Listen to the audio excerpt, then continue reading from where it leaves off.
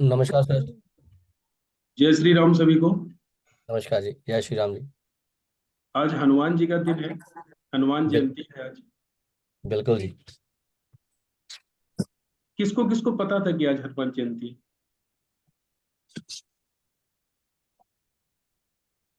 Yes sir, पता था sir.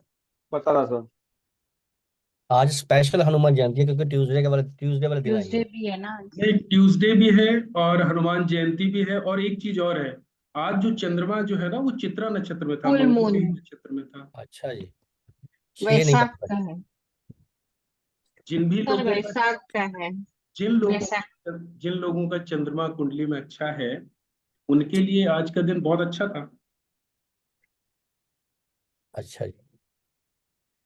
अभी हमें नहीं पता अच्छा है या बुरा है, अभी ये पढ़ेंगे फिर पता चलेगा। नीलम जी, आपको क्या नहीं समझ में आया था? आपने मुझे मैसेज किया था। आप म्यूट हो। म्यूट हो।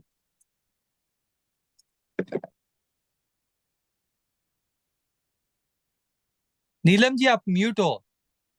आप अनम्यूट कर लीजिए अपने आप को। हाँ, बताइए। जैसे कि मैंने अभी कुंडली का पूरा ये रीड किया हाउसेस। तो 12 हाउस हैं। तो 12 हाउस में से 9 ग्रह हैं। 9 9 ग्रह हैं। तो 3 जो हाउसेस खाली रहते हैं। तो हर जन्म पत्री के अंदर वो अलग अलग होंगे, खालीपन उसके अंदर रहेगा हाँ, कि वो बिल्कुल। एक पर्टिकुलर नहीं पर्टिकुलर नहीं रहेंगे। नहीं नहीं नहीं नहीं, हर प्लैनेट की प्लेसमेंट अलग अलग होगी ना हर कुंडली में। अच्छा अच्छा। ओके। ठीक है। सबकी सेम कुंडली नहीं हो सकती ना। हमने कुंडली की बात की थी, जिस कुंडली की हमने शुरुआत की है लाल किताब में। उस लाल किताब जो कुंडली है ना वो काल पुरुष कुंडली पे बेस है। काल पुरुष की कुंडली का मतलब ये हुआ कि काल पुरुष की कुंडली में फर्स्ट हाउस में हमेशा मेष राशि आती है। हाँ। ठीक है। तो लाल किताब जो है ना वो राशि को इसीलिए फॉलो नहीं करती है। उसके लिए फर्स्ट हाउस, हाउसेस वाइज जो प्लेनेट की प्लेसमेंट है वो हाउस के आधार पर लाल किताब में होती है, ना कि राशि के हिसाब से। तो राशि को काउंट नहीं किया जाता है लाल किताब में। ओके। ठीक है। लेकिन काल पुरुष की कुंडली जो होती है वो मेष राशि से स्टार्ट होती है, फर्स्ट राशि से। उसके बाद में सेकंड हाउस में वृषभ राशि, फिर मिथुन राशि। तो हर राशि का एक ग्रह जो है ना वो स्वामी है। जैसे फर्स्ट राशि मेष राशि का जो स्वामी है वो मंगल है, मार्स। ठीक है। और वृषभ राशि का जो स्वामी है वो है वीनस। है ना, इस तरीके से रूलरशिप है सारी राशियों की प्लैनेट पे।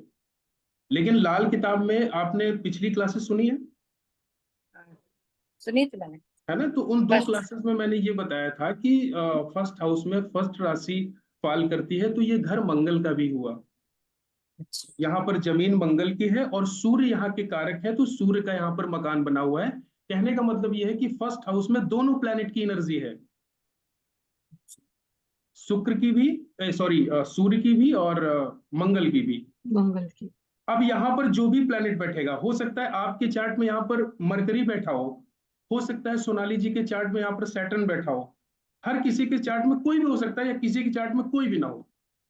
तो अच्छा। फिर वो ये डिपेंड करेगा कि जो प्लैनेट बैठा होगा उस प्लैनेट के संबंध उस घर के जमीन मालिक मंगल के साथ में कैसे हैं, और उस हाउस का जो कारक ग्रह है सूर्य, उसके साथ में कैसे संबंध है। अगर उसके साथ में बहुत अच्छे संबंध है तो रिजल्ट बहुत अच्छा होगा। और अगर उसके साथ में सामंजस्य नहीं है तो फिर फर्स्ट हाउस से रिलेटेड जो भी चीजें हैं, उस प्लैनेट से रिलेटेड जो भी चीजें हैं, वो खराब होती चली जाएंगी। ठीक। सर, एक फिफ्थ हाउस के रिगार्डिंग आपने नोट्स में ये दिया है कि अगर फिफ्थ हाउस में चंद्रमा बैठेगा तो उसका मैरिड लाइफ खराब होगा। ऐसा है क्या? फिफ्थ हाउस में चंद्रमा, टेंथ में केतु, शनि, सूर्य, ऐसा कुछ एग्जाम्पल दिया है आपने। उसके बारे में कुछ एक्सप्लेन करेंगे आप? हाँ, बिल्कुल करेंगे। जब हम फिफ्थ हाउस के बारे में अभी बात करेंगे, अभी ओके। मैंने सिर्फ फिफ्थ हाउस का, अभी तो हाउस के बारे में पूरी भी बात करनी है, अभी कुछ बात भी नहीं हुई है नहीं, हाउसेस के बारे वो में। पीडीएफ में लिखा हाउस हुआ था। हाउस के बारे में अभी हमने आप लोगों से जितनी भी बात की है वो सिर्फ 10% बात की है, सिर्फ 10%। अब लाल किताब जो है ना हाउस बेस है पूरी, हाउस पे ही डिपेंड है पूरी लाल किताब। तो हाउस का पार्ट इतना छोटा नहीं हो सकता कि एक ही क्लास में खत्म हो जाए। जब आपने ये पूछा, मेरी स्लाइड में ये लिखा हुआ है कि चंद्रमा 5th हाउस में, केतु 10th हाउस में, तो ऐसा कुछ लिखा हुआ है, ठीक है। तो वो कॉम्बिनेशन अभी जब हम पढ़ेंगे 5th हाउस का, तो 10th हाउस के साथ में 5th हाउस का कॉम्बिनेशन क्या है कि उस आधार पे ये रिजल्ट आएगा। लाल किताब में रिजल्ट इस आधार पर नहीं आते कि चंद्रमा 5th हाउस में बैठा है तो क्या रिजल्ट देगा, नहीं, हम डिसाइड कर ही नहीं सकते हैं। लाल किताब में जो चंद्रमा के जो रिजल्ट होंगे ना, जब तक हम 10th हाउस को नहीं देखेंगे, जब तक हम 6th हाउस को नहीं देखेंगे, तब तक हम डिसाइड ही नहीं कर सकते कि चंद्रमा 1st हाउस में बैठ के क्या रिजल्ट देगा। वो बात अलग है, वो रट्टा मार हो जाएगा कि उठाया और रट लिया आपने, और मेरे ख्याल से एस्ट्रोलॉजी कोई रट नहीं सकता। यस सर इसमें भी ऐसे ही है जैसे एस्ट्रोलॉजी मैं बिल्कुल नहीं जानता, पर जैसे सुना है कि जो ग्रह हैं वो दृष्टि जैसे डालते हैं 1 से 4, 4 से 7, इसमें भी ऐसे ही दृष्टि कोण चलता है इसका भी, लाल किताब का भी। हाँ, इसकी भी लाल किताब में भी दृष्टि संबंध बनते हैं, लेकिन पराशरी ज्योतिष से कुछ अलग है लगभग वही। अगर हम ऑल ओवर जितने भी ब्रांचेस हैं एस्ट्रोलॉजी की, अगर हम सबकी आपस में कंपेयर करें ना, तो सब कनेक्टेड है एक दूसरे से।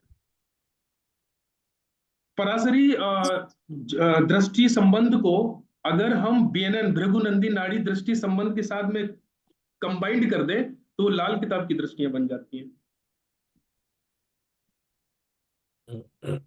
सही है। राकेश जी, आपने ध्यान दिया इस चीज को कभी? Yes sir. राकेश जी तो पुराने खिलाड़ी लगते हैं, एस्ट्रो राकेश अग्रवाल। और किसी को कुछ पूछना है पिछली क्लास के बारे में? विजय जी, आपको समझ में आ रहा है सब? कल ही आपने ज्वाइन किया इसलिए मैंने पूछा आपसे। विजय जी आप और मैं सेम ही है, डोंट वरी, मैंने भी कल ही ज्वाइन किया है। हम्म। ओके, आगे स्टार्ट करें। जरूर करेगा जी, करे।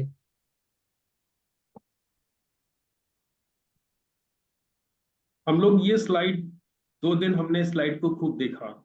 मेरे ख्याल से सबको रट गया होगा कि ये कुंडली है, और ये फर्स्ट हाउस है, ये सेकंड हाउस है, ये हाउस है ना? अब उसके बाद में हाउस को थोड़ा सा यहाँ पर ब्रेक देते हैं, थोड़ी सी ग्रामर जान लेते हैं, जिस ग्रामर का आगे यूज आने वाला है। मैंने आपको स्लाइड दे दी है, आप उसको पढ़ लीजिएगा जिस तरीके से आप पढ़ना चाहो, लेकिन मैं आपको उसी तरीके से पढ़ाऊंगा जिस तरीके से आप लोगों को समझ में आएगा। मैं स्लाइड के अनुसार नहीं पढ़ाऊंगा कि जो जैसे मैंने ग्रामर की आपको स्लाइड दे दी तो मैं स्लाइड वाइज पढ़ाऊं, नहीं, ऐसे नहीं पढ़ाऊंगा मैं आपको।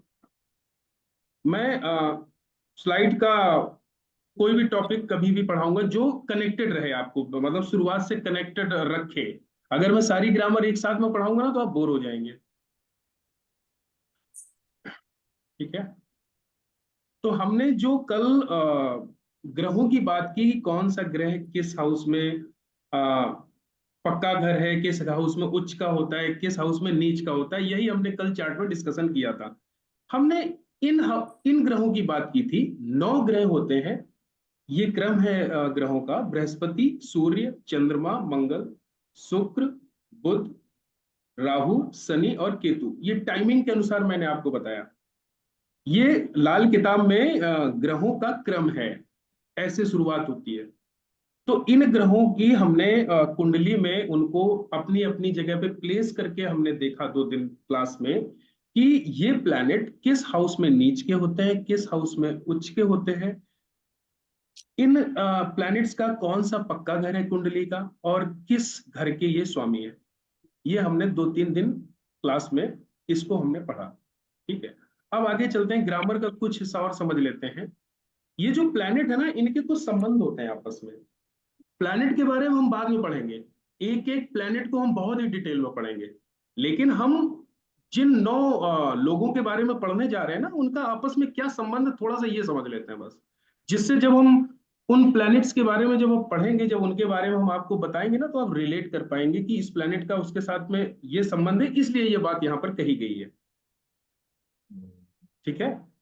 तो सूर्य और बुध जब भी कुंडली में एक साथ होते हैं किसी भी हाउस में, तो सूर्य भी अच्छा रिजल्ट देता है और बुध भी अच्छा रिजल्ट देता है। बुध की एक खासियत होती है कि ये कुंडली में जिस भी प्लैनेट के साथ में बैठता है, अगर मान लीजिए वो कुंडली का खराब प्लैनेट है, किसी भी कंडीशन में वो अशुभ हो रहा है, या पाप ग्रह है, जो जैसे सैटर्न है, राहु है, केतु है। वीनस को भी पाप ग्रहों की श्रेणी में माना जाता है क्योंकि ये शनि राहु केतु का मित्र है। तो वो अगर मित्र हमारे अ, एक कैटेगरी के होंगे तो वो भी आदमी उसी कैटेगरी में माना जाएगा। वैसे शुक्र सौम्य ग्रह है, ठीक है, लग्जरी का कारक है, लेकिन वो निगेटिव प्लैनेट्स का दोस्त है, फ्रेंड है उनका, तो उसको भी हम उसी श्रेणी में रखते हैं। तो बुध की मैं खासियत बता रहा हूँ। बुध की खासियत ये है कि जिस प्लैनेट के साथ में होता है ना, ये उसके गुणों को ले लेता है और खुद अच्छा हो जाता है। अगर खराब प्लैनेट के गुणों को ले रहा है तो ये और निगेटिव कर देगा उस प्लैनेट को। जैसे राहु के साथ में है तो, और राहु अगर कुंडली में नेगेटिव है तो वो उस नेगेटिविटी की क्षमता को ये बढ़ा देगा, खुद नेगेटिव हो जाएगा, उसके कारक तत्वों को ले लेगा। फिर बात ये ऐसी हो जाती है, इस तरीके से समझना है, जैसे एक कोई बेवकूफ आदमी है, बेवकूफ नहीं कहेंगे, एक कोई मतलब गुंडा टाइप का आदमी है, गलत सलत करने वाला है, लोगों को सताने वाला है और उनको मारने पीटने वाला है, और उसके साथ में एक माइंडेड आदमी जुड़ जाए जिसके पास अक्ल है, बहुत ज्यादा दिमाग है, वो कंप्यूटर सिस्टम और ये सारा सब कुछ जानता है, हाईटेक है बिल्कुल। तो उसकी नेगेटिव करने की जो पावर है ना, उसमें और चार चांद लग जाएंगे ना, उसको वो और अच्छे से कर पाएगा। तो ये बुध का संबंध होता है। बुध अगर सूर्य के साथ में होगा तो सूर्य क्या है, सूर्य राजा है। तो बुध क्या करेगा, जब भी सूर्य के साथ में आएगा सूर्य भी अच्छा हो जाएगा, बुध भी अच्छा हो जाएगा, और सूर्य को बुध की अक्ल मिल जाएगी। फिर ये राजा वैसा राजा नहीं रहेगा कि जो मन में आया वो किया। एक बार कोई भी काम करने से पहले, किसी को पनिशमेंट देने से पहले, कोई निर्णय लेने से पहले एक बार सोचेगा, क्योंकि उसके साथ में बुध है, बुद्धि आ गई उसके पास में, बुद्ध का दिमाग आ गया। तो एक राजा के लिए अच्छी बुद्धि का होना बहुत मायने रखता है, इसीलिए सूर्य के साथ में बुध अच्छा माना जाता है। सूर्य अगर राहु कुंडली में होंगे, अगर सूर्य और राहु की युति है तो सूर्य पर ग्रहण लग जाता है। राहु जो होता है ना, वो धुआं होता है, धुंध होती है, धुंध। जब भी अगर बहुत ज्यादा धुंध होगी तो सूर्य की जो प्रकाश है ना, वो हम तक नहीं पहुंच पाता है, उसमें इफेक्ट आ जाता है कुछ ना कुछ। तो सूर्य को जो है राहु ये ग्रहण लगा लेता है। और ये ग्रहण कब तक काम करता है, ये 42 साल तक काम करता है, क्योंकि राहु की जो उम्र होती है वो 42 साल तक होती है। जैसे ही सूर्य 42 साल उम्र होती है तो राहु सूर्य को मुक्त कर देता है, उसके बाद में सूर्य अच्छा रिजल्ट देने लगता है।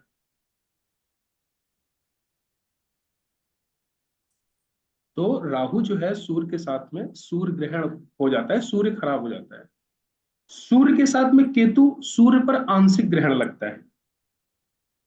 चंद्रमा के साथ में केतु है तो चंद्रमा पर पूर्ण ग्रहण लग जाता है, चंद्रमा खराब हो जाता है। चंद्रमा के सामने जब के साथ में जब भी कोई निगेटिव प्लैनेट होगा, चाहे वो शनि हो, चाहे वो राहु हो, चाहे वो केतु हो, तो होता क्या है, जब भी वो चंद्रमा के संपर्क में आता है तो वो खुद सही हो जाता है, खुद ठंडा पड़ जाता है। और चंद्रमा ग्रहों की माता है, और माता के सामने वो गलत ना करने की कसम खाते हैं, मतलब शांत हो जाते हैं। जो उनकी निगेटिविटी है ना, वो फिर कुंडली वाले के ऊपर नहीं देते हैं, शांत रहते हैं। लेकिन इस रिएक्शन में चंद्रमा खराब हो जाता है। फिर चंद्रमा से संबंधित जो भी नुकसान है उस कुंडली वाले के ऊपर, जैसे चंद्रमा से संबंधित माँ होती है, माँ की सेहत खराब रहेगी। चंद्रमा से रिलेटेड पैसे होते हैं, कैश लिक्विडिटी, कितना कैश है आपके पास में, कितना पैसा आता है आपके पास में, उसकी कमी होगी। चंद्रमा प्रॉपर्टी का कारक है, इस मामले में दिक्कत रहेगी अगर चंद्रमा खराब हो रहा है। ठीक है, इसको हम आगे पढ़ेंगे जब। तो चंद्रमा के साथ में राहु है तो चंद्रमा पर आंशिक ग्रहण लगता है। राहु के साथ में मंगल जबकि जब भी युति होती है तो राहु चुप हो जाता है। कहने का मतलब यह है कि लाल किताब में राहु को कंट्रोल करने वाला जो प्लैनेट है वो है मंगल, क्योंकि राहु को यहाँ पर हाथी माना गया है और मंगल को उस हाथी का महावत माना गया है। तो महावत ही तो हाथी को कंट्रोल कर सकता है, इसलिए मंगल के साथ में जब भी राहु की युति होगी तो मंगल राहु है वो शांत हो जाएगा, फिर वो कुंडली वाले को रिजल्ट नहीं देगा। अब यहां पर दो तरह की बात बनती है। अगर राहु रिजल्ट नहीं देगा ये भी ठीक नहीं है, और डिपेंड ये करता है, अगर राहु कुंडली में निगेटिव है तब तो अच्छा है, ठीक है, और राहु शांत है, हमको निगेटिव इफेक्ट नहीं दे रहा है। लेकिन राहु अगर कुंडली में अच्छा है और मंगल के प्रभाव में वो चुप हो गया, तब तो कुंडली वाले का नुकसान है ना। क्योंकि राहु तो ही एक ऐसा प्लेनेट है जो इंसान के दिमाग में तुरंत एक ऐसा ख्याल लाता है कि उसका आइडिया काम कर जाता है, वो जमीन से उठता हुआ चला जाता है। ये राहु की काबिलियत है। अब वो डिपेंड करेगा कुंडली टू कुंडली। ठीक, तो ये संबंध है कुछ प्लैनेट के। आगे संबंधों के बारे में और भी पढ़ेंगे, ये मेन संबंध है जो हमेशा हमको याद रखने हैं। राहु के बारे में समझ लेते हैं। राहु बुध से चलता है, कहने का मतलब ये है, राहु जो है ना वो विचार है, हमारे दिमाग में आने वाले विचार, और बुध क्या है, बुद्धि। अब अगर हमारी बुद्धि अच्छी होगी तो विचार अच्छे आएंगे, बुद्धि निगेटिव होगी तो विचार हमारे दिमाग में गलत चलेंगे। तो वही कहने का मतलब है कि बुध कुंडली में जैसा होगा वैसे ही राहु असर देगा। या राहु कुंडली में अगर खराब है तो बुध की सिचुएशन देखनी पड़ेगी कि बुध किस कंडीशन में है। अगर राहु की सिचुएशन खराब है तो बुध अगर बहुत अच्छी कंडीशन में है तो मामला संभला रहेगा। लेकिन अगर राहु नेगेटिव है और बुध भी नेगेटिव है तो फिर कुंडली उपाय के काबिल है ना? तो जिसे कहते हैं लंका लग गई फिर। बगैर उपायों से उसका काम नहीं चल सकता। ठीक है, राहु जो है वो थर्ड हाउस में और सिक्स हाउस में अच्छे रिजल्ट देता है, अच्छा माना जाता है। अच्छे रिजल्ट कैसे देता है वो हम बाद में पढ़ेंगे, जब राहु की प्लेसमेंट के बारे में हम पहुंचेंगे वहां पर।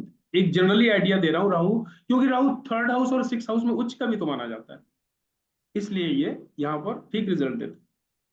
गुरु के घर में नाइन्थ हाउस और ट्वेल्थ हाउस में राहु नीच का माना जाता है, राहु अच्छे रिजल्ट नहीं देता है।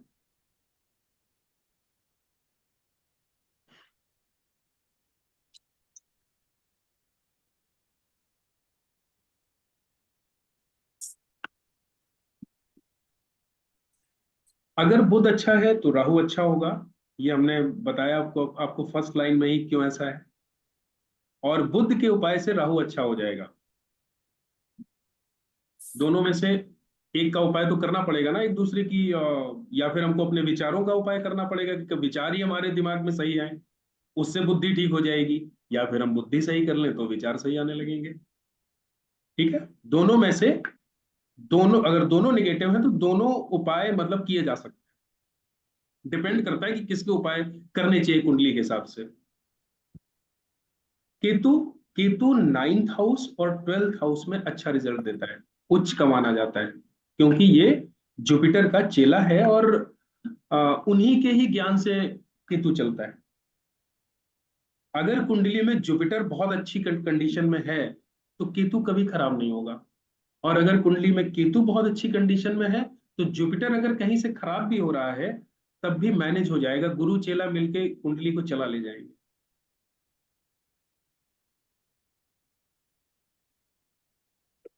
ठीक है, जब भी उपाय करेंगे तो केतु का उपाय गुरु से किया जाएगा। गुरु से कैसे, जो गुरु की सामग्री होती हैं वो हम पढ़ेंगे आगे, जैसे चने की दाल, सोना, हल्दी, इन सब चीजों के द्वारा उपाय किया जाता है। ठीक, आपस में इनके संबंध कहते हैं कैसे हैं, दोस्ती और दुश्मनी वाले। अब इस स्लाइड में ये लिखा हुआ है कि एरो बना हुआ है कि सूर्य का दोस्त चंद्रमा, चंद्रमा का दोस्त बृहस्पति, बृहस्पति का दोस्त मंगल ने। ये सीरियल मतलब सीरियल से है, ये इस तरीके से सीरियल से हैं।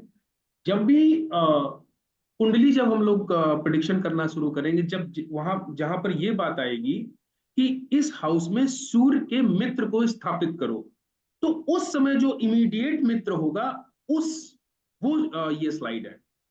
जैसे सूर्य किसी हाउस में बैठा हुआ है और अगर हमको सूर्य के मित्र ग्रह की चीज को वहां स्थापित करना पड़ गया तो हम चंद्रमा की चीज को स्थापित करेंगे, ना कि मंगल की चीज को स्थापित करेंगे या बृहस्पति की चीज को स्थापित करेंगे। क्योंकि यहाँ पर सूर्य का दोस्ती तो चंद्रमा से भी है, बृहस्पति से भी है, मंगल लेख से भी है। लेकिन उस कंडीशन में हमको उस प्लेनेट के इमीडिएट मित्र को पकड़ना पड़ेगा। तो सूर्य का जो दोस्त है वो है चंद्रमा, चंद्रमा का दोस्त बृहस्पति, बृहस्पति का दोस्त मंगल ने, ये क्रम है दोस्ती का। क्लियर है ये? इसी तरीके से दुश्मनी का इनका क्रम है कि शनि का दुश्मन सूर्य, सूर्य का शत्रु शुक्र, शुक्र का शत्रु बृहस्पति, बृहस्पति का शत्रु बुध, बुध का शत्रु चंद्रमा। मतलब बुध से चंद्रमा दुश्मनी रखता है। कंफ्यूज मत होना इस चीज में, ठीक? तो ये एक इसको आप देख लीजिएगा। और एक ये स्लाइड है, इसमें सारा पूरा लिखा हुआ है कि जैसे गुरु है, गुरु के बराबर के ग्रह कौन है जिनसे वो ना ही दोस्ती रखते हैं और ना ही दुश्मनी रखते हैं। तो गुरु के बराबर के ग्रह है राहु, केतु और शनि। गुरु से जो दोस्ती रखते हैं ग्रह वो है सूर्य, मंगल और चंद्रमा। और जो गुरु से दुश्मनी रखते हैं वो रखता है शुक्र और बुध। ये गुरु के शत्रु हैं।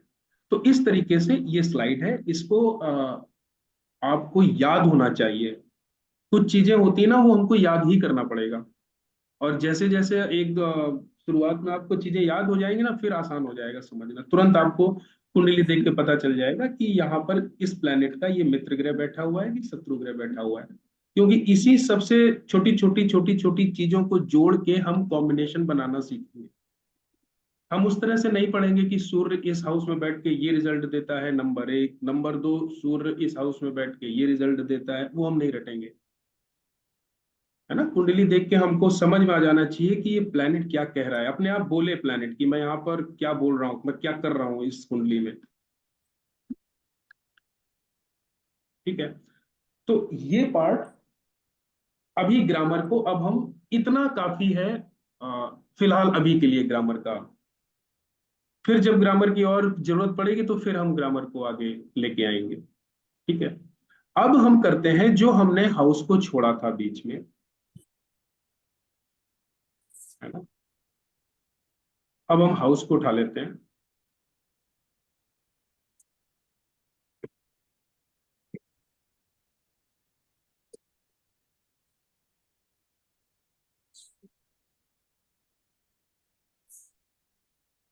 हम हर हाउसेस के बारे में बात कर चुके हैं कि इस हाउस के कारक तत्व क्या हैं, कौन सा हाउस क्या रिजल्ट दे रहा है, ठीक है।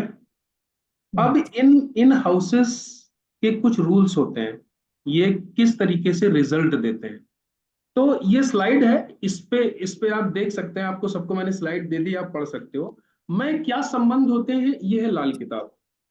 मैं लाल किताब से आपको समझाने की कोशिश करूंगा। उसका रीजन ये है कि इसमें जो लिखा हुआ है, जब आप उस लैंग्वेज में उसको सुनोगे ना तो आपको थोड़ा सा इंटरेस्ट भी आएगा। और उसका जब मैं वो कहना क्या चाह रही है लाल किताब, जब मैं ये आपको समझाऊंगा तो कॉन्सेप्ट और क्लियर हो जाएगा।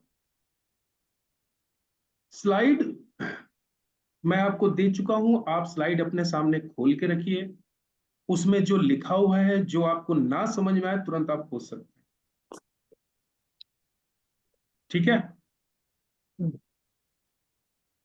तो फर्स्ट हाउस की बात करते हैं। तो फर्स्ट हाउस में इसमें लिखा हुआ है कि राशि मेष है, काल पुरुष की कुंडली है, यहाँ पर मेष राशि पाल करती है। तो ये जो है यहाँ पर राशि मेष राशि है। और जो इस राशि के जो मालिक हैं वो है मंगल, ठीक है। पक्का घर ये सूर्य का है, ये हम पढ़ चुके हैं। और उच्च यहाँ पर सूर्य ही होते हैं, ठीक है। इतना क्लियर है। अब लाल किताब क्या कहती है उसको देखते हैं। पक्का घर खाना नंबर 1, शाह सलामत का तख्ते बादशाही या हुजूर के कदम मुबारक। मतलब ये एक तरीके से जन्म कुंडली का तख्त स्थान है। ये इसके इसका अच्छा होना या खराब होना, यहाँ पर शुभ ग्रह बैठना अशुभ ग्रह बैठना बहुत ज्यादा डिपेंड करता है उस कुंडली के ऊपर। क्या लिखा हुआ है इसमें? लिखा है कि घर पहला है तख्त हजारी, ग्रहफल राजा कुंडली का। ज्योतिष में इसे लगन भी कहते, झगड़ा जहां रूह माया का। ये जो पहला घर है ना, इसमें लिखा है तख्त हजारी, ये तख्त है कुंडली का पहला। यहां पर सिंहासन है, ये राज सिंहासन। जो भी ग्रह यहां पर बैठेगा वो उस कुंडली का राजा होगा। ज्योतिष में इसको लगन भी कहते हैं, फर्स्ट हाउस भी बोलते हैं, प्रथम भाव भी बोलते हैं, लाल किताब में खाना नंबर 1 भी बोलते हैं। ठीक है, लिखा है कि ज्योतिष में इसे लगन भी कहते हैं, झगड़ा जहां रूह माया का। फर्स्ट हाउस में बैठे हुए प्लैनेट ही ये डिसाइड करेंगे कि यहां पर इस आदमी के साथ में जो भी इस दुनिया में घटित होगा, भाई उसका जो झगड़ा होगा, हर आदमी का झगड़ा क्या होता है, पैसे का, जमीन का, और जो फीमेल होती है, मतलब अपोजिट सेक्स, तीन ही चीज का झगड़ा है ना इस दुनिया में। तो वही लिखा हुआ है कि झगड़ा जहां रूह माया का, कि इन झगड़ों में वो व्यक्ति पार पा पाएगा कि नहीं पा पाएगा, कि वो उसी में ही जो है घूमता रह जाएगा। ये चीज उस इंसान को मिलेगी कि नहीं मिलेगी, ये फर्स्ट हाउस में बैठा हुआ प्लैनेट ही डिसाइड कर देगा। ठीक है, आगे लिखा है, उच्च बैठे ग्रह उत्तम गिनते, दस्ती लिखा ख्वा विधाता हो, खाली पड़ा घर साथ जब टेवे, सक्की असर कुल ग्रह का हो। कहने का मतलब ये है कि, एक मिनट में आप ये कहना ये चाह रही है लाल किताब कि इस घर में अगर उच्च के ग्रह बैठेंगे तो बहुत अच्छे रिजल्ट देंगे। ऐसा लगेगा कि दस्ती लिखा ख्वा विधाता ने, कि विधाता ने आपको अपनी कलम से ही आपका भाग्य लिख दिया है। इस तरीके से उस कुंडली वाले के लिए लाइफ आसान हो जाएगी अगर यहां पर उच्च ग्रह बैठेगा फर्स्ट हाउस में। खाली पड़ा घर साथ जब टेवे, सक्की असर कुल ग्रह का हो। मतलब फर्स्ट हाउस में अगर कोई प्लैनेट बैठा हुआ है और सेवेंथ हाउस खाली पड़ा हुआ है, तो उस घर में बैठे हुए प्लैनेट का कोई फायदा नहीं है, चाहे वो प्लैनेट उच्च का ही क्यों ना हो।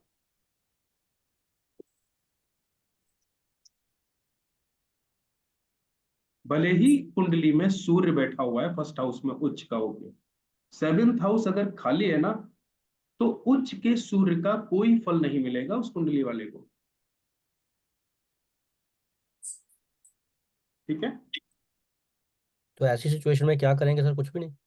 वो आगे? आगे देखेंगे कि सेवेंथ हाउस में, अभी तो स्टार्ट कर रहा हूं मैं, इसीलिए मैंने ऐसे स्टार्ट किया जो एक दूसरे से कनेक्ट होता जाए आगे। ठीक, ठीक है, आगे बढ़ते हैं। कहते हैं लगन बैठा ग्रह तख्त नसीनी, राजशाही जब करता हो, आंख गिना घर 8 है उसकी, 11 से हरदम चलता हो। कहने का मतलब यह है कि लगन में जो भी प्लैनेट बैठा होगा, वो वहां से बैठकर राज, मतलब राज करेगा, वो उस कुंडली को रूल करेगा। अब रूल करेगा कैसे? राजा बन के, राजशाही जब करता हो, कैसे? आंख गिना घर 8 है उसकी, 11 से दम हरदम चलता हो। फर्स्ट हाउस में बैठे हुए प्लैनेट की जो आंखें हैं ना, वो एर्थ हाउस में बैठा हुआ प्लैनेट है। कहने का मतलब एर्थ हाउस में जो भी प्लैनेट बैठा होगा, वो फर्स्ट हाउस में बैठे हुए प्लैनेट की आंखें हैं। आंखें का कहने का मतलब यहां पे क्या हुआ, कि अगर एक एग्जांपल देता हूं, जैसे हमने दोस्त और दुश्मनी वाला अभी चैप्टर पढ़ा।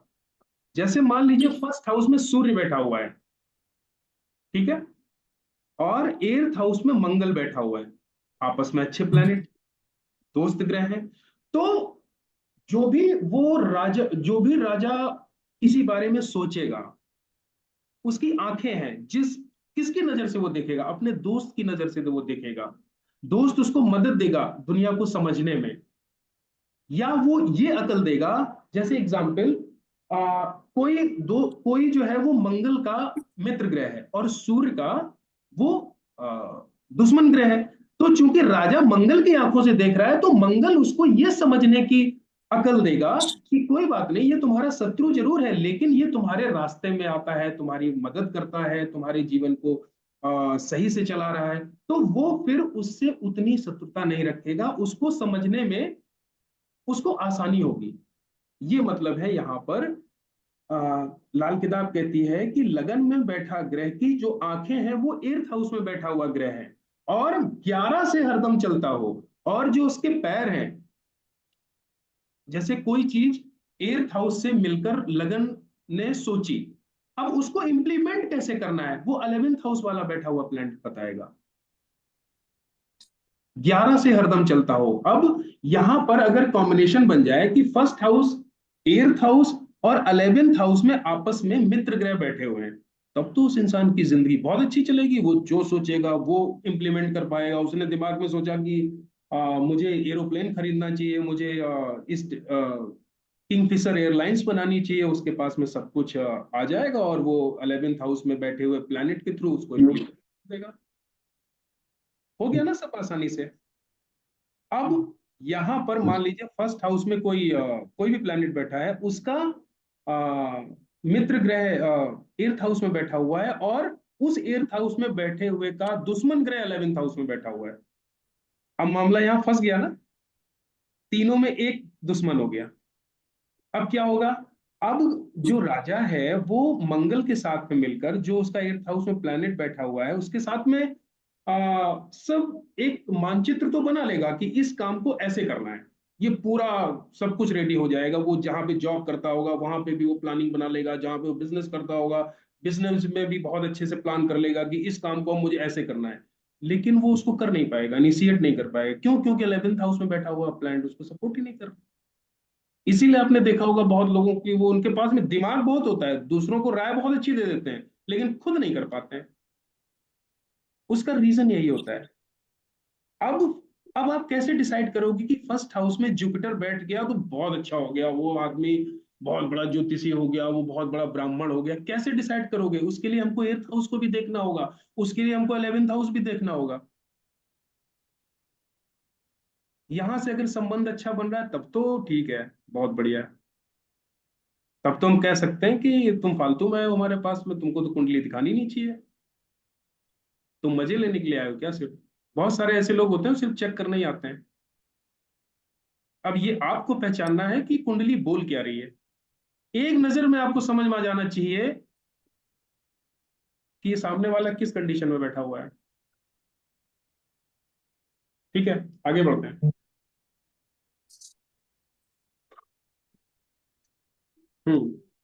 आगे लिखा हुआ है अकेला सर तख्त एक पर। सर एक चीज पूछूं। पूछिए। सर सपोज अभी 8th हाउस में उसका वो फ्रेंडली नहीं है और 11th हाउस वाला फ्रेंडली है, तब हाँ, तब भी वो मामला गड़बड़ हो गया ना, क्योंकि राजा जो है ना 8th हाउस में बैठे हुए प्लेनेट का उसको सपोर्ट नहीं मिलेगा। तो अब राजा के पास में जैसा दिमाग होगा, अगर जो है राजा बहुत इंटेलिजेंट होगा, जैसे सूर्य के साथ में बुध अगर बैठा होगा तो राजा इंटेलिजेंट होगा। लेकिन उस कब इंटेलिजेंट होगा? 7th हाउस में भी तो कोई प्लेनेट होना चाहिए, तभी तो इंटेलिजेंट होगा। अगर 7th हाउस में कोई प्लेनेट बैठा होगा, तो अगर 8th हाउस में बैठे हुए प्लेनेट की उसको सपोर्ट नहीं भी मिलेगा ना, तब भी वो 11th हाउस के प्लेनेट से मिलकर अपने काम को इंप्लीमेंट कर ले जाएगा। कर लेगा, किसी ना किसी तरह वो अपना काम करवा लेगा। बिल्कुल। ठीक है। तो ये 1 8 11 का संबंध हमको हमेशा याद रखना है जब भी हम फर्स्ट हाउस में बैठे हुए प्लेनेट के बारे में सोच रहे होंगे। कुंडली ज्योतिष सीखने का एक आपको बहुत अच्छा तरीका बताता हूं। कुंडली देख देख कर सिर्फ सोचा करो कि इस कुंडली के बारे में हम क्या क्या सोच सकते हैं। पढ़ने की जरूरत ही नहीं है। आपका दिमाग अपने आप खोजी बन जाएगा, और ज्योतिष में जब तक आप खोजी नहीं होंगे ना तब तक मजा नहीं आएगा। खोजी होना बहुत जरूरी है कि ये घटना आज मेरे साथ घटी है, मेरे मेरे अकाउंट में आज पैसा आया है तो क्यों आया है, क्या प्लानिटरी पोजीशन है।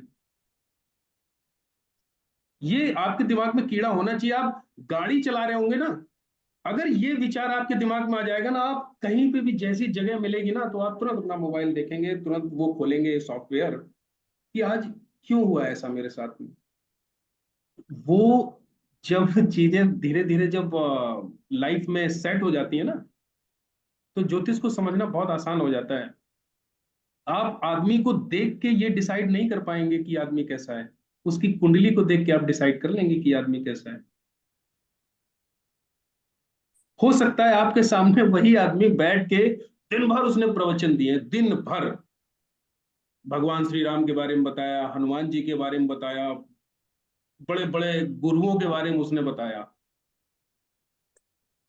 लेकिन अगर उसकी कुंडली के प्लेनेट कॉम्बिनेशन अगर गड़बड़ है तो 100% वो, चाहे वो दिखावा कर रहा है या फिर उसके दो रूप हैं। तो हमको इतनी कुंडली समझ में आनी चाहिए, इतनी प्रैक्टिस होनी चाहिए, और वो हो जाएगी। बस सिर्फ कुंडली को देख के सोचा करो। अब वो सोच तभी पाओगे जब ये ग्रामर और ये सब चीजें, जो शुरुआत की जो चीजें ना, उनके बारे में पता होगा, तभी किसी के बारे में सोच पाओगे। अब जब उसके बारे में कुछ पता ही नहीं होगा तो कैसे सोच पाओगे, है ना। तो अभी जब धीरे धीरे आगे बढ़ेंगे ना तो मजा आएगा आपको।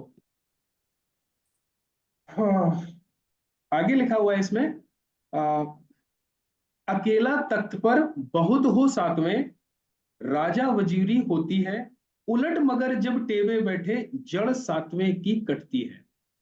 कहने का मतलब यह है कि अगर तख्त पे लगन में एक ग्रह बैठा हो और 7th हाउस में जितने भी प्लैनेट बैठे हो, 2 बैठे हो, 3 बैठे हो, 4 बैठे हो, तो लाल किताब कहती है कि ये बहुत अच्छा कॉम्बिनेशन है। क्यों अच्छा कॉम्बिनेशन है? कि 7th हाउस में जो भी प्लैनेट बैठते हैं वो राजा के मंत्री होते हैं, और 7th हाउस में बैठे हुए प्लैनेट फर्स्ट हाउस वाले प्लैनेट को ऐसा सपोर्ट देते हैं जैसे कि पति को पत्नी देती है और पत्नी को उसका पति सपोर्ट देता है। इस तरीके से वो प्लैनेट लगन में बैठे हुए प्लैनेट के लिए काम करते हैं, सपोर्ट में होते हैं। अब आप खुद सोचो, अगर राजा एक है, उसने 6 मंत्री रख रखे हैं, तो राजा को सलाह देने वाले बहुत हो गए ना। तो वो बहुत अच्छे से किसी चीज को बहुत ही सोच समझ के आराम से 6 लोगों की बात सुन के फिर निर्णय लेगा। निर्णय कब अच्छा लेगा? जब 8th हाउस में बैठा हुआ प्लैनेट उसका मित्र होगा। नहीं तो वो अगर शत्रु प्लैनेट हुआ तो उसको भटका देगा दिमाग से। ठीक है, आगे क्या लिखा हुआ है? अकेला तख्त पर बहुत हो साथ में, राजा वजीरी होती है, उलट मगर जब टेवे बैठे जड़ सातवें की कटती है। और अगर यही कॉम्बिनेशन उल्टा हो जाए, मतलब फर्स्ट हाउस में बहुत सारे प्लैनेट बैठ जाएं और 7th हाउस में एक प्लैनेट बैठे, फिर क्या होगा? फिर ये होगा कि राजा बहुत हो गए और उन्होंने एक ही मंत्री को रख रखा है। अब एक बुलाएगा, कहेगा जाओ मेरे लिए ऐसा काम करके आओ, दूसरा कहेगा नहीं नहीं नहीं वो काम गलत, उसको तो करना ही नहीं है, ये वाला काम करो। तीसरा कुछ कहेगा, तीसरा कुछ कहेगा, तो वो क्या होगा? सातवें, जड़ सातवें की कटती हो, मतलब सातवें में बैठा हुआ प्लेनेट खराब हो जाएगा, वो कंफ्यूज हो जाएगा,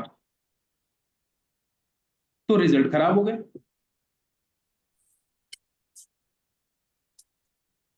ठीक है, ऊंच नीच जो गिने घरों के वह नहीं एक साथ लड़ते हैं, बाकी ग्रह सब झगड़ा करते उम्र से भी चंद मरते हैं। कहने का मतलब यह है कि जो प्लैनेट इस घर में उच्च का है या नीच का है, और 7th हाउस में वो प्लैनेट या उच्च का है या नीच का है, अगर इस कॉम्बिनेशन के प्लैनेट बैठे हुए हैं तो ये प्लैनेट आपस में झगड़ा नहीं करेंगे। जैसे फर्स्ट हाउस में सूर्य बैठा है, उच्च का है, 7th हाउस में सैटर्न बैठा है, उच्च का है, तो ये अब एक दूसरे से भले ही आपस में दुश्मन हैं लेकिन एक दूसरे से झगड़ा नहीं करेंगे। ठीक है, इसका मतलब ये है। यही स्लाइड में भी लिखा हुआ है। अगर स्लाइड से संबंधित कोई चीज ना समझ में आए तो आप पूछ सकते हैं।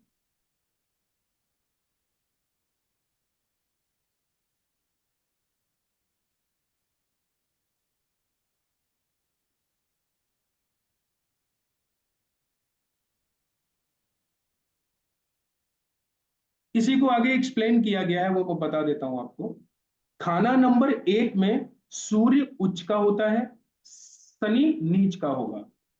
ठीक है, मंगल घर का ग्रह होगा, मतलब वहां पर राशि होगी मंगल की, और खाना नंबर 7 में शनि उच्च का होगा, सूर्य नीच का होगा, और ये शुक्र का घर है। ये हमने शुरुआत वाली जो पहली साइड थी ना, वही यहां पर लिखा हुआ है। ठीक है।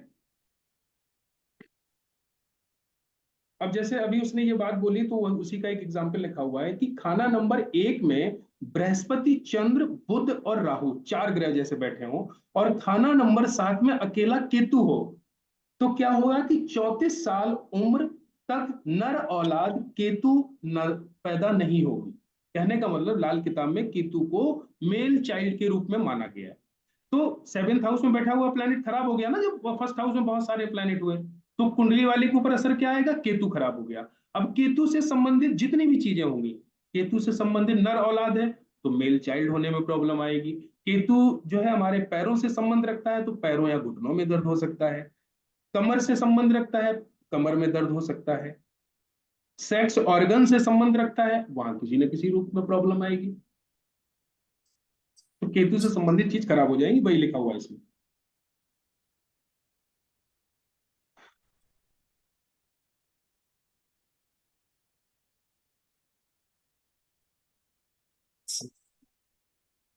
इसका जो उपाय है वो लिखा हुआ है कि अगर कुंडली वाला 4 जानवर, कुत्ता केतु से संबंध रखता है, घोड़ा चंद्रमा से संबंध रखता है, गाय शुक्र से संबंध, तोता बुध से, इन 4 जानवरों को अगर अपने मतलब अपने खुराक में से निकाल कर आधा टुकड़ा रोटी का अगर इनको ये खिलाता रहता है, तो फिर केतु अच्छा रिजल्ट देगा, फिर नर औलाद कायम होगी। कहने का मतलब यह है कि अगर केतु खराब हो रहा हो तो जो 4 प्लैनेट के जो उपाय बनते हैं,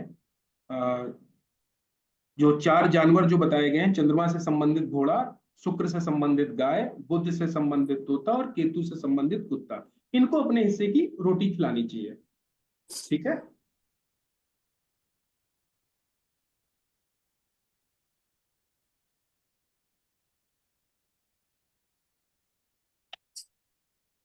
ठीक है, आगे इसमें लिखा हुआ है जिस वक्त टेवे में असल मंगल के अलावा मसनूई मंगल ने सूरज बुध या मसनूई मंगल दोनों ही मौजूद हो तो नंबर 1 दिखेगा, नंबर 11 को। ये मसनूई ग्रह का चैप्टर है, अभी हम ग्रामर में आगे पढ़ेंगे तब आपको समझ में आएगा ये। ठीक है।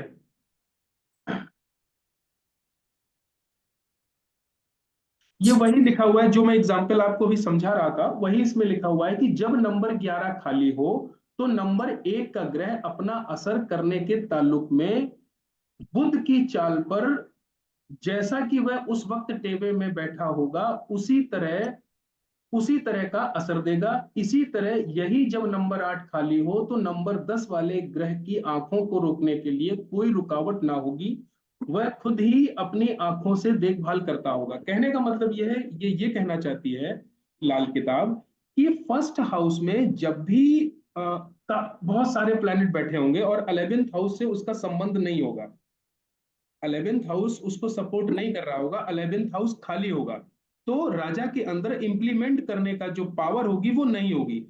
उस कंडीशन में राजा को मदद दी जाएगी बुध की। बुध अगर कुंडली में अच्छी कंडीशन में होगा तो फिर राजा को, मैंने वही बताया था ना, वही एग्जाम्पल दिया था ना कि राजा के साथ में अगर बुध आ जाए तो फिर 11th हाउस में बैठे हुए प्लैनेट की भी जरूरत नहीं होगी, क्योंकि उसके साथ में एक बुध की पावर बैठ गई, ज्ञान की पावर। क्योंकि मरकरी जैसे ही सूर्य के साथ मिलेगा, सूर्य के रिजल्ट अच्छे हो जाएंगे। तो फिर बुध की कंडीशन से हम ये डिसाइड करेंगे कि लगन का ग्रह कैसा काम कर रहा है। ठीक है। जब खाना नंबर 1 में ज्यादा ग्रह हो तो खाना नंबर 1 का मुंसिफ शुक्र होगा, जैसा जिस वक्त टेबे में बैठा हो। कहने का मतलब जब भी कुंडली में एक से ज्यादा प्लैनेट लगन में बैठते हैं फर्स्ट हाउस में, तो फिर उनके रिजल्ट के लिए हमको शुक्र को भी देखना होता है कि शुक्र अगर कुंडली में खराब स्थिति में है तो फर्स्ट हाउस में बैठे हुए प्लैनेट भी अच्छे रिजल्ट नहीं दे पाएंगे। शुक्र के ऊपर डिपेंड करेगा ये। ठीक है। फर्स्ट हाउस से संबंधित इतना ही है। फर्स्ट हाउस से संबंधित चीज खत्म होगी। हाँ, एक चीज और है, और एक पेज और दिया हुआ है लाल किताब में, उसको भी समझ लेते हैं। इसमें ये लिखा हुआ है कि फर्स्ट हाउस में प्लैनेट की एनर्जी लिखी गई है कि फर्स्ट हाउस में अगर सूर्य होगा, क्योंकि फर्स्ट हाउस की हमने बात की ना कि यहां पर जो भी प्लैनेट बैठेगा वो राजा बन के बैठेगा। उस प्लैनेट की पावर के हिसाब से डिसाइड होगा कि कुंडली में जितने भी प्लैनेट बैठे हुए हैं उनकी पावर क्या है, वो किस तरीके से काम करेंगे। इतना तो हमको समझ में आ गया अब तक। तो फर्स्ट हाउस में लिखा हुआ है अगर बृहस्पति होगा तो लिखा है खाना नंबर 1 को कुंडली का तख्त कहते हैं, इसीलिए नंबर 1 में बैठा हुआ ग्रह तख्त का मालिक या हुक्मरान राजा कहलाता है। अगर यहां पर बृहस्पति बैठा होगा तो बृहस्पति के वक्त ये ग्रह किसी से दुश्मनी नहीं करता। अगर यहां पर बृहस्पति बैठा होगा तो उस कुंडली में बृहस्पति जो है ना वो किसी से भी दुश्मनी नहीं करेगा। उस कंडीशन में क्या होगा कि चंद्रमा जहां पर भी बैठा होगा उसकी आधी पावर होगी, शुक्र की 3/4 पावर होगी, 3/4 गुना पावर होगी, और शनि की 3/4 पावर होगी। जब बृहस्पति और केतु की 5/6 इस हिसाब से पावर होगी जब बृहस्पति लगन में बैठेगा। ये लगन में बैठे हुए प्लैनेट की मजबूती के ऊपर बात हो रही है यहां पे। इसको बहुत आसानी से समझना है। ये जो 1/2, ये 3/4, ये एक तरीके से इस तरीके से संख्या को बताया गया है कि उतनी पावर होगी प्लैनेट की उस बृहस्पति के आगे, रेशियो बताया गया ये। ठीक है। अगर यहां पर सूर्य बैठा होगा सूर्य के वक्त, तब क्या लिखा हुआ है, यह ग्रह खुद कभी नीच नहीं होगा, शुक्र के साथ हो तो शुक्र नीच होगा, मगर दोनों के मिलाप में बुध पैदा होगा। कहने का मतलब यह है कि अगर जन्म कुंडली में शुक्र और सूर्य की फर्स्ट हाउस में युति है तो इसमें लिखा है कि मिलाप से बुध पैदा होगा, यानी फूल होंगे मगर फल ना होगा। कहने का मतलब वो जो इंसान होगा ना वो खूब लग्जरी प्रेमी होगा, वो अपोजिट सेक्स को चाहने वाला होगा, उसके अंदर बहुत सारी डिजायर्स होंगी, सब कुछ होगा। दोनों हस्बैंड वाइफ ऐसे हो सकते हैं, लेकिन दोनों के मिलाप से अगर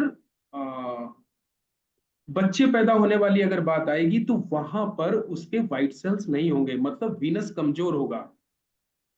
इस तरीके की फर्स्ट हाउस में बैठे हुए सूर्य और शनि अगर एक साथ में बैठे हैं तो इस तरीके का होगा कि उसके मिलाप से सिर्फ बुध पैदा होगा, यानी फूल होंगे मगर फल ना होगा।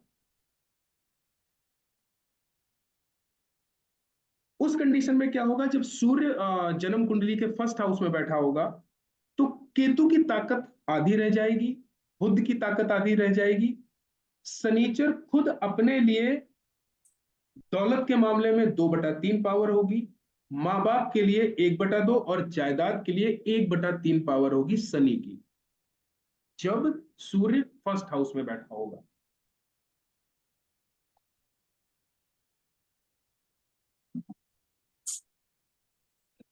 ये आपको ये चीज जो है ना, अभी भले ही आपको ऐसा लग रहा हो कि ये क्या पढ़ रहे हैं कुछ समझ में नहीं आ रहा है, लेकिन ये आपको बहुत मदद करेगी किसी कुंडली को देखने में। कैसे मदद करेगी?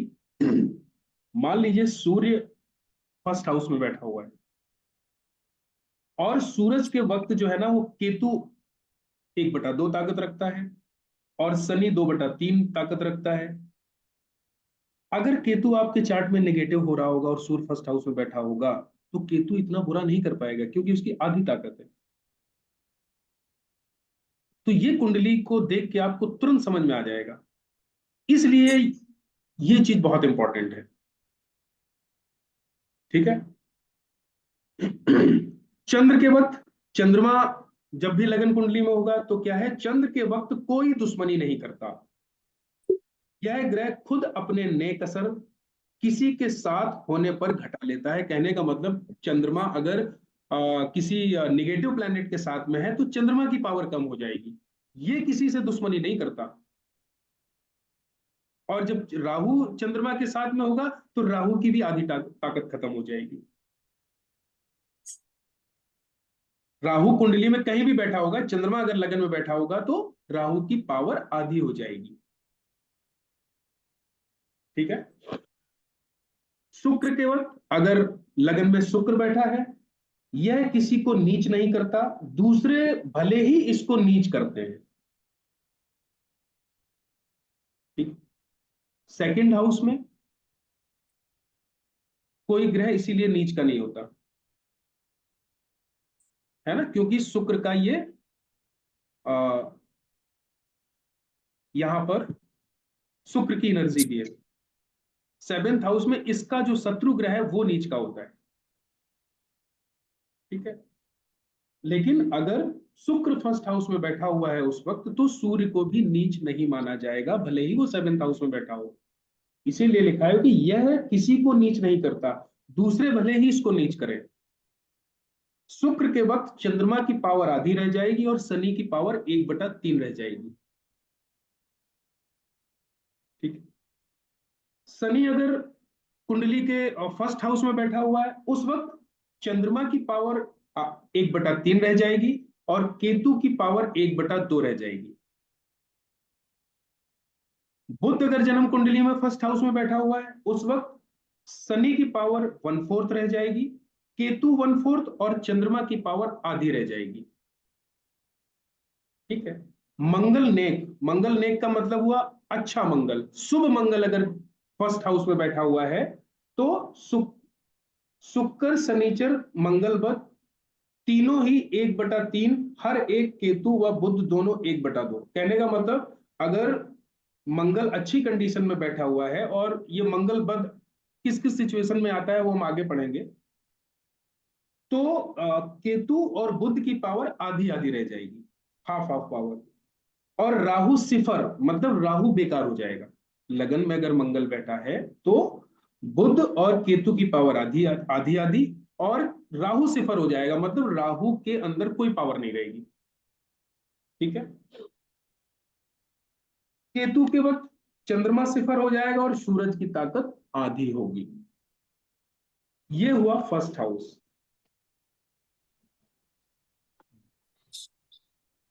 Excuse me sir.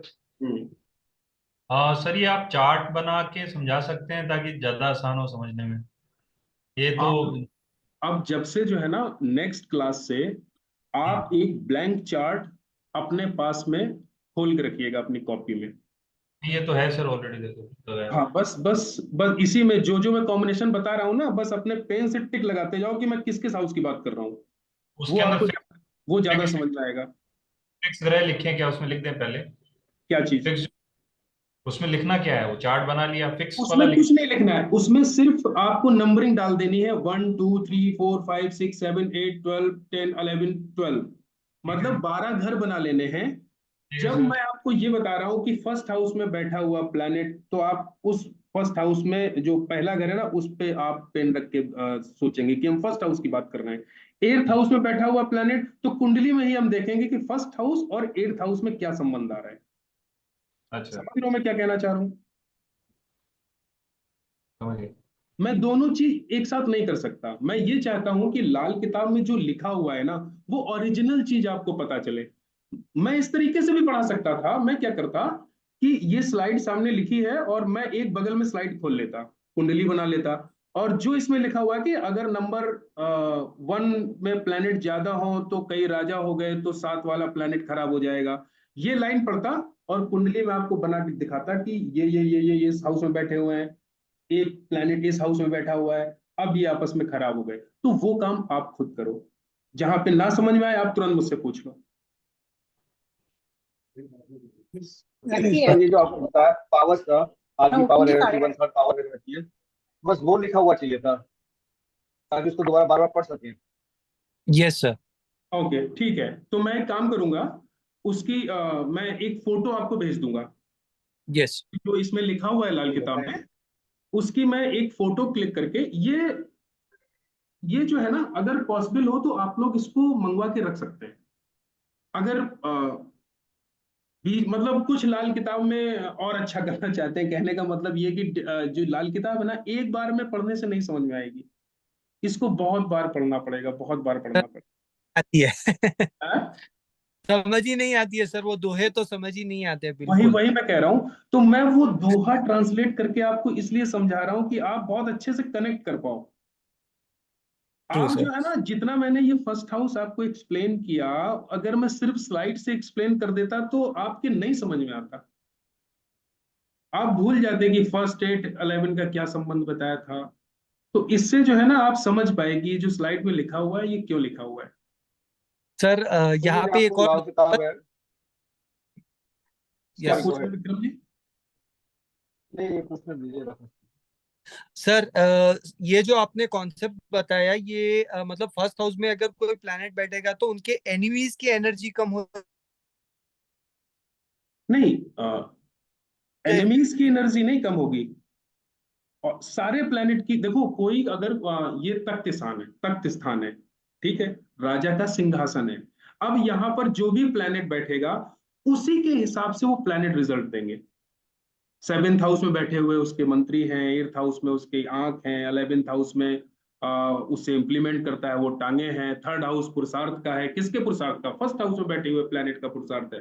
2nd house में क्या है? 2nd हाउस सस्टेनेंस का हाउस है। किसके लिए? जो लग्न में प्लेनेट बैठा है उसके लिए। तो सारे प्लेनेट के ऊपर असर पड़ेगा पड़ेगा ना। वही तो मैं उसकी फोटो क्लिक करके आपको भेज दूंगा, तो आपको दिमाग में रहेगा, वो वैसे भूल जाएंगे। ठीक है, ठीक है, ठीक है है ना, उससे समझ में रहेगा। ये सर, मैंने ये सिर्फ दूसरी एक 92 आपको वाली आइडिया दिया है कि फर्स्ट हाउस में प्लेनेट अगर बैठा है ना, तो बाकी प्लेनेट भी उससे इफेक्ट हो रहे हैं। इतना इंपॉर्टेंट है first house. Yes sir, yes. तो ये 1952 है। क्या हुआ? लाल किताब 1952 वाली है। हाँ, 1952। 1952 है। 1952 है। 1939 को मैंने पढ़ना शुरू किया। 1939 वाली जो लाल किताब है ना, वो पूरी हाथ पे बेस है, राइट, 5 पे है। केमिस्ट्री पे बेस है। हाँ जी, हाँ जी। केमिस्ट्री तो बहुत अच्छे से आ 1952 जाएगी। को है। अगर जिसने 1939 रेड बुक पढ़ ली, वो केमिस्ट्री उसको आने लगेगी। मतलब एक केमिस्ट्री का एक ज्ञान हो जाएगा उसको। तो समझने में मुश्किल होती है डिटेल ना, में कई दिया वर्ड्स हुआ है बड़े मुश्किल 39। रहते हैं। ठीक है सर। और कुछ फर्स्ट हाउस के बारे में या पिछली क्लास में जो ना समझ में आया हो तो उसकी बात कर सकते हैं, क्योंकि सेकंड हाउस हम नेक्स्ट क्लास में स्टार्ट करेंगे, वो बहुत लंबा है। सर सेकेंड हाउस नहीं में सर, फर्स्ट भी इसी हाउस। की कोई मतलब कम होगी, या फिर फर्स्ट हाउस के रिलेटेड ही है ये एनर्जी कम होने का जो बोल रहे हैं ना, वन थर्ड फर्स्ट हाउस के मैं नहीं मतलब। समझा, मैं समझा नहीं आप क्या पूछ रहे हो। हाँ, फर्स्ट हाउस में सपोज सूर्य बैठा है तो जो केतु राहु की एनर्जीज कम होती है, फर्स्ट हाउस के रिलेटेड ही है, या फिर सेकेंड हाउस में भी ऐसा कुछ कॉन्सेप्ट आता है? नहीं नहीं, ऐसा कोई कॉन्सेप्ट नहीं है, सिर्फ फर्स्ट हाउस में। ओके, ठीक। फर्स्ट हाउस राज सिंहासन हो गया ना, राजा हो गया ना, उसका इफेक्ट सारे ग्रहों पर जाएगा। ओके। फर्स्ट हाउस में सिर्फ सूर्य नहीं, राहु भी अगर बैठा होगा ना, तो उसका भी इफेक्ट सारे प्लैनेट्स पे जाएगा। क्योंकि डिसाइड तो लास्ट में उसी को ही करना है कि हमको करना क्या है। 8th हाउस में बैठा हुआ प्लैनेट उसको कुछ सिखा रहा है, 9th हाउस में बैठा हुआ उसको कुछ ज्ञान दे रहा है, 2nd हाउस में बैठा हुआ उसको खूब भर भर के जो उसके पास में पूर्व जन्मों से चीज उसने इकट्ठा की है, क्योंकि एक्यूमुलेशन का है ना उसे, उसके पास में धन है, ज्ञान है कि क्या है, वो भी भरपूर उसके पास में है, वहां से भी सपोर्ट मिल रहा है। 3rd हाउस से भी उसको सपोर्ट मिल रहा है, 4th हाउस से भी सपोर्ट मिल रहा है। लेकिन फर्स्ट हाउस में ही बैठा हुआ प्लैनेट अगर निगेटिव हो गया, तो इस सपोर्ट का फायदा क्या है? या फिर इस सपोर्ट को वो निगेटिव वे में ले जाएगा, या फिर उस सपोर्ट से वो कुछ कर ही नहीं पाएगा। लेकिन अगर फर्स्ट हाउस बैठे हुए प्लैनेट को सपोर्ट अगर उसको मिल जाएगा, उसके जो मित्र ग्रह हैं वो कुंडली में अच्छे बैठे होंगे, 11th हाउस का सपोर्ट मिल जाएगा, 8th हाउस का सपोर्ट मिल जाएगा, तो उसको वो बहुत अच्छे से कर ले जाएगा, भले ही राहु क्यों ना हो। जिसके फर्स्ट हाउस में राहु होता है वो जज भी होते हैं, पैसा न्यायालयों भी में देता है जज भी उसको। होते हैं। अब आप कहेंगे कि सूर्य जब भी फर्स्ट हाउस में आता है ना, तो सॉरी, राहु जब भी फर्स्ट हाउस में आता है तो सूर्य कहीं भी होता है उसको ग्रहण लग जाता है। कोई जरूरी नहीं है कि वो राहु के साथ हो, क्योंकि राहु के सूर्य के घर में आ गया राहु। अब ऐसा आदमी कैसे जज बन जाता है? अब राहु आ गया फर्स्ट हाउस में और सूर्य नेगेटिव हो गया, तो सरकार वाला सिस्टम प्रॉब्लम में आ गया। तो कैसे उसको जज बन जाता है? तो वो जज जरूर बन जाता है, वो अपने राहु वाले दिमाग से जज बनता है। ऐसे आपने बहुत सारे लोग देखे होंगे जिनका दिमाग ही सिगरेट पीने से चलता है। जैसे आपने बहुत सारे जॉब, वो इंजीनियर्स वगैरह को देखा होगा, ऑफिस में लगे रहते थोड़ी देर में एक जो भी कुछ टाइम पे वो बोलते हैं यार रुक मैं एक सिगरेट पी के आता हूँ तब काम करूंगा मैं। राहु प्रधान व्यक्ति हो सकते हैं वो, उनका बुध और राहु की युति हो सकती है, क्योंकि उनका दिमाग ही राहु के बाद राहु को अंदर लेते ही चलेगा। जितने भी पार्टीज होती हैं, जितने बड़े बड़े काम होते हैं, वो रात के अंधेरे में होते हैं शनि के टाइम पे। शनि क्या है? शराब, पार्टी। तो जितने बड़े बड़े डिसीजन लिए जाते हैं, जितने भी बिजनेस वाले डिसीजन लिए जाते हैं, पैसों वाले डिसीजन लिए जाते हैं, वो सब रात के अंधेरे में होते हैं। तो शनि निगेटिव कैसे हो सकता है? शनि निगेटिव नहीं होता है, शनि तो बहुत ही पॉजिटिव है। शनि अगर कुंडली का अच्छा है तो वो फिर तो आपको कोई छू भी नहीं सकता। पापी ग्रह हमेशा पैसे देते हैं, शुभ ग्रह पैसे नहीं देते, ये ध्यान रखना। जितने कुंडली में मैलेफिक प्लैनेट होंगे, ताकतवर, कमजोर गरीब नहीं, ताकतवर, अच्छी पोजीशन में, वो आपको पैसे देते हैं। शुक्र अगर कुंडली में बहुत अच्छा है तो ऐसा इंसान बाहर खूब संबंध बनाएगा और घर में इतना अच्छा बन के रहेगा कि मैं तो बहुत बीवी भक्त हूं या पत्नी भक्त हूं, मुझसे अच्छा तो कोई नहीं है। लेकिन वो बाहर उसको उतनी चीजें मिलेंगी जिसका वीनस बहुत अच्छा है, और उसका वो भोग भी करेगा और लोगों को पता भी नहीं चलेगा। जिसका भी वीनस अच्छा है वो 100% ये काम करेगा, और जिसका वीनस अच्छा नहीं है वो कर ही नहीं पाएगा, उसको मौका ही नहीं मिलेगा। जबरदस्ती करेगा तो जिस प्लैनेट का इन्फ्लुएंस शुक्र को खराब कर रहा होगा, वो जो है काम खराब कर देगा, या बदनामी करवा देगा, या जेल करवा देगा, या कुछ भी करवा देगा, या जूते खिलवा देगा। शुक्र खराब है जिस प्लैनेट की वजह से खराब हो रहा होगा। सूर्य से अगर खराब हो रहा होगा तो आपके अंदर बहुत ज्यादा डिजायर होंगी। आप सूर्य के साथ में शुक्र की अगर युति होगी तो ऐसा इंसान ना दिन में भी संबंध बनाने के दिमाग उसके दिमाग में चलता रहता है। दिन में भी अगर उसको मौका मिलता है ना तो संबंध बनाता है। तो वहां पर कौन पीड़ित होता है? वहां पर शुक्र पीड़ित हो रहा है, सूर्य पीड़ित हो रहा है। इसीलिए जब भी इस तरह की पोजीशन हो और आदमी अगर दिन में इस तरीके से संबंध बनाता है तो उस आदमी को बुखार रहता है, शारीरिक कमजोरी रहती है, हमेशा उसको आलस छाया रहता है, क्योंकि सूर्य खराब हो रहा है। तो कहने का मतलब यह है कि वो प्लैनेट की पता नहीं किस बारे में बात कर रहा था, कहाँ से कहाँ बात ले गया मेरे, मुझे याद ही नहीं है। हम लोग किस चीज के बारे में बात कर रहे थे? शनि के बारे में। हाँ, शनि के बारे में बात कर रहे थे। डिसीजंस तो इवनिंग।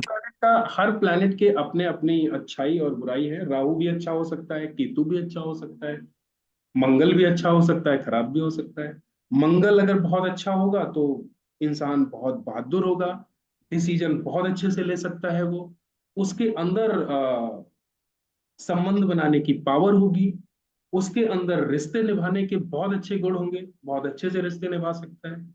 और अगर मंगल निगेटिव है कुंडली में तो उसके अंदर गुस्सा, चिड़चिड़ापन भरा रहेगा, हर काम में जल्दबाजी दिखाएगा। जैसी कोई चीज उसको आप बताओगे कि इस काम को करना चाहिए तो वो उस काम को बगैर सोचे समझे तुरंत करने लगेगा, बाद में भले ही छोड़ दे, क्योंकि इतनी एनर्जी होगी। भाई मंगल है, एनर्जी तो होगी उसके अंदर, लेकिन कौन सी एनर्जी होगी? निगेटिव एनर्जी होगी।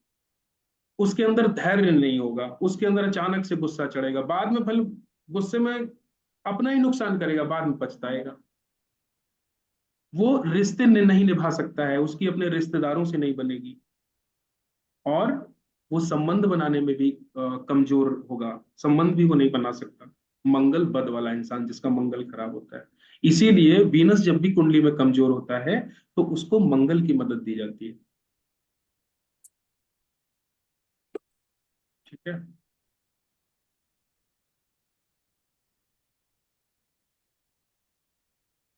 सेकंड हाउस हम लोग पढ़ेंगे तो और मजा आएगा। सर लाल किताब बुक का लिंक है कोई? आपने कहाँ से मंगवाई थी? लिंक है कोई उसका? क्या चीज? ऑनलाइन मंगवाई थी आपने लाल किताब से? अमेजोन लिंक पे है मिल ऑनलाइन? जाएगी, अमेजोन पे मिल जाएगी, अमेजोन से आप मंगवा सकते हो। क्या लिखा होता है? पंडित रूपचंद जी सर लाल लिंक किताब? भेज दीजिएगा अगर